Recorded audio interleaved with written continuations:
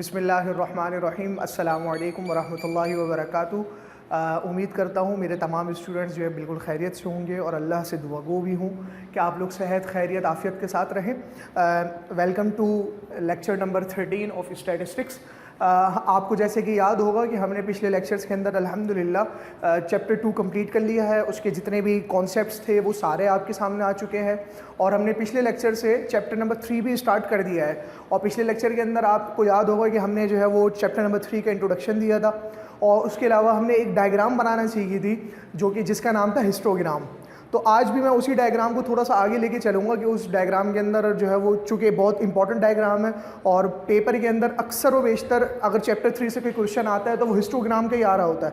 तो इस वजह से मैंने कहा कि सेकंड लेक्चर भी इसके ऊपर हो जाए ताकि इसके अंदर जो छोटी छोटी चीज़ें हैं वो भी आपको समझ में आ जाए और किसी किस्म की जो मुश्किलात हैं वो भी आपकी जो है वो रिजॉल्व हो जाए। चले हम क्वेश्चन की तरफ बढ़ते हैं। कह रहे हैं कि draw histogram for the following data. बस सिंपल सा क्वेश्चन होता है कि हिस्टोग्राम बना दें हम इस डाटा का। अच्छा, डाटा आपको क्या दिया हुआ है? क्लास इंटरवल्स दी हुई और फ्रीक्वेंसी दी हुई है।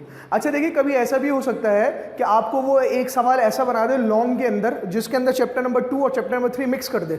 ऐसा भी हो सकता है। यानी कि वो कैसे मिक्स कर सकता है कि आपको वो चैप्टर नंबर 2 के तर्ज पे क्वेश्चन दे दे कि डाटा जो है वो रॉ फॉर्म में, यानी कि क्लास इंटरवल की फॉर्म में नहीं है बल्कि रॉ फॉर्म में।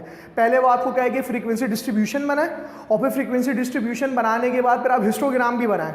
तो ये करना कोई मुश्किल नहीं होगा, मेरा ख्याल है आप आराम से जो है वो फ्रीक्वेंसी डिस्ट्रीब्यूशन बनाना पिछले चैप्टर के अंदर सीख चुके हैं। आपने इस तरह क्लास इंटरवल और फ्रीक्वेंसी निकाल ली, टैली मार्क्स के जरिए फ्रीक्वेंसी निकल जाएगी और फिर उसके बाद आपको पता है कि हिस्टोग्राम बनाने के लिए मुझे क्या चाहिए होता है, क्लास बाउंड्री चाहिए होती है। तो क्लास बाउंड्री निकालेंगे और हिस्टोग्राम बना लेंगे। ठीक है, तो ये तो मैंने आपको सिर्फ एक एहतियातन ये सवाल बता दिया। फिलहाल तो यहाँ पर ईजी क्वेश्चन है, आपको सिंपल क्लास इंटरवल्स दी हुई है, फ्रीक्वेंसी दी हुई है, हम इसी को आगे लेके चलते हैं।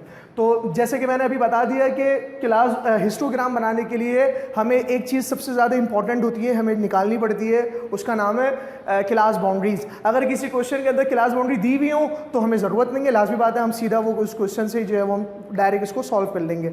चलें हम बढ़ते हैं इसके सॉल्यूशन की तरफ। मैं क्लास बाउंड्री इधर ही सॉल्व कर रहा हूँ ताकि हमारा स्पेस बचे। आप भी यहाँ पे सॉल्व कर सकते हैं अपनी कॉपी के अंदर और जब आप पेपर में जाएंगे तो पेपर में आपने इसको शो करना होगा क्वेश्चन पेपर के अंदर, अपनी कॉपी के अंदर जो आपकी सॉल्यूशन कॉपी होगी बोर्ड के अंदर, उसके अंदर आपने बाकायदा क्लास बाउंड्री निकाल के दिखानी है। फिर उसके बाद आपने जो है वो ये डायग्राम बनानी है। ठीक है, तो ये सॉल्यूशन का पार्ट है। चलें हम बढ़ते हैं इसकी तरफ। क्लास बाउंड्री शॉर्ट फॉर्म में लिख दिया सी भी, कोई मसला नहीं है। चले क्लास इंटरवल, आपको याद होगा कि क्लास बाउंड्रीज बनाने के लिए हमारे पास एक फार्मूला था। मैं बार बार उस फार्मूले को कह रहा हूँ ताकि आपको याद हो जाए। तो वो फार्मूला क्या था कि lower limit of second class minus upper limit of first class divided by 2। तो लोअर लिमिट 6 है और अपर लिमिट फर्स्ट क्लास की 5 है। तो 6 में से मैंने 5 को माइनस करा, 6 में से मैंने 5 को माइनस करा तो आंसर आया 1 और 1 को 2 से जब डिवाइड करूंगा तो 0.5। अब 0.5 जो आंसर निकलता है आपको पता है कि वो लोअर लिमिट में से हम उसको माइनस कर देते हैं और अपर लिमिट में उसको हम प्लस कर देते हैं। तो जब मैं 1 में से 0.5 को माइनस करूंगा तो आंसर मेरे पास आएगा 0.5 और 5.5, देन 5.5 अगेन 10.5। ये आप बहुत ईजी आप समझ चुके हैं, बार बार इसको जो है वो समझाने की ज़रूरत नहीं है कि ये कैसे हो रहा है।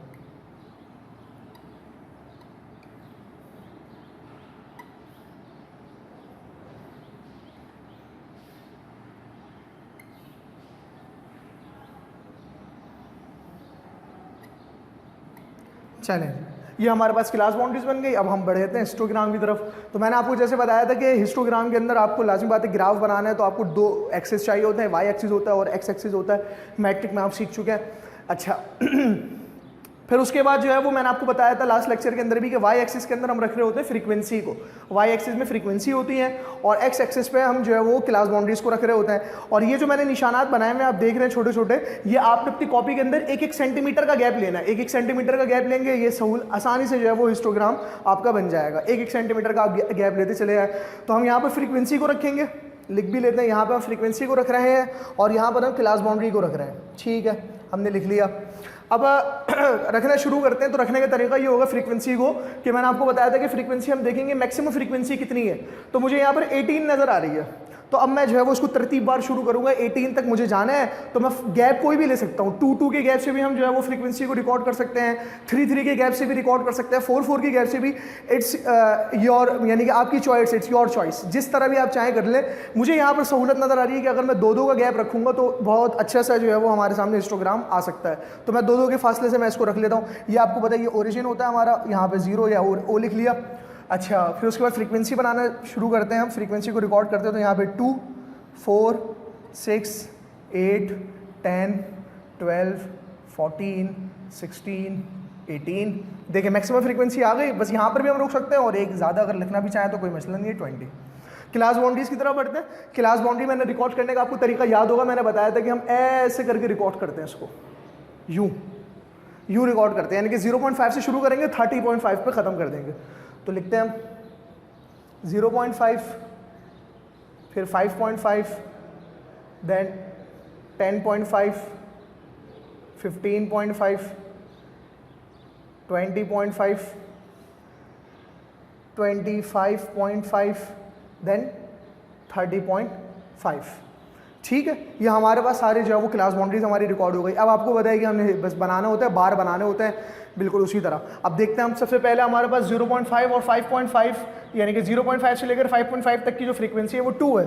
तो मैंने क्या करा, 0.5 को भी मैं 2 तक लेकर गया और 5.5 को भी मैं 2 तक लेकर गया। आपने ये काम स्केल से करना है ताकि ये प्रॉपर बने आपका। मेरे पास लाजमी बात है कि ये हाथ से ही करूँगा मैं बोर्ड पे।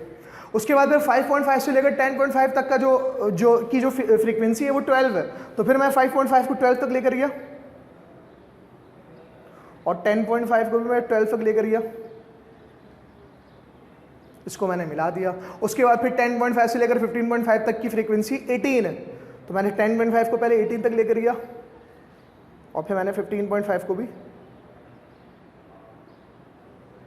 18 तक लेकर चले गया। उसके बाद 10 है 15.5 से, तो 15.5 10 तक तो आ ही रहा है, बस मैं 20.5 को मैं